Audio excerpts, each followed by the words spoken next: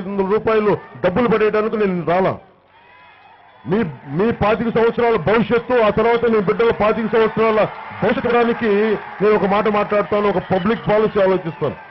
అందుకని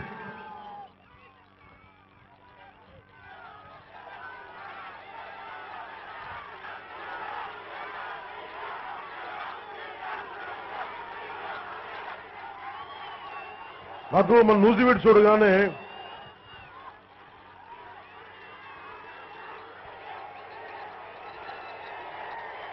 ఖచ్చితంగా అనుమానం లేదు. దాంట్లో మన ప్రభుత్వాన్ని స్థాపిస్తున్నాం. మీరు కోరుకుంటున్న వ్యక్తి ముఖ్యమంత్రి అవుతున్నాడు. పవన్ కళ్యాణ్ ముఖ్యమంత్రి అవుతున్నాడు. మనం ప్రమాణ స్వీకారం చేస్తున్నాం. నమ్మండి.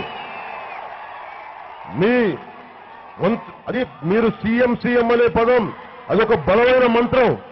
విశ్వాన్ని తాగుతుంది. ప్రభుత్వాన్ని స్థాపించి తీరుతాం. ముఖ్యమంత్రి అయ్యి తీరుతాం. మనకి రాష్ట్ర విభజన తర్వాత రాజధాని ఎక్కడ పెట్టాలి అంటే నూజివీడులో కూడా కొంతకాలం జరిగింది. అంటే మనకు ఒక రాజధాని వచ్చే బలమైన ఒక అవకాశం కోల్పోయింది. సో రాష్ట్రంలో ఇటు వచ్చిన మంచిదే, కానీ అలాగే ఎందుకు ఇక్కడ చూస్తే చాలా బలమైన, మనకి చాలా బలమైన, చాలా కీలకమైన అన్ని ఏరియాలకి రీచ్ అవ్వగలిగే స్థానం ఉంది, స్థలం ఉంది, వేలకాలు ఉన్నాయి, ఉపాధి అవకాశాలు వస్తాయి, ఇక్కడ రాజధాని వస్తాయని చెప్పి చాలా అంశాలని పరిగణలో తీసుకొని ఆలోచించారు. కానీ ముందుకు వెళ్ళలేకపోయింది. నేను మీకు ఈ రోజు మాటిస్తున్నాను, ఇక్కడ రాజధాని తెలుగుదేశం పార్టీ నాయకులు తీసుకురాలేకపోయారేమో, కానీ మనల్ని వాడుకున్నారు నూజివీడిని.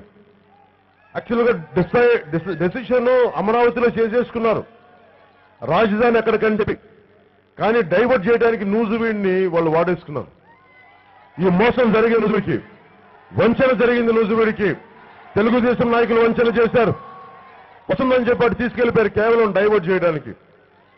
వాళ్ళు చేశారు మోసం. మనం వాళ్ళకి చేసిన మోసానికి నేను ఈరోజు మీకు మాటిస్తున్నాను, నూజివీడును అత్యంత అద్భుతమైన అంతర్జాతీయ నగరంగా మనం తీర్చిదిద్దుతాం. ఇక్కడ మనం జనసేన పార్టీ నుంచి పద్ధతులు అభివృద్ధి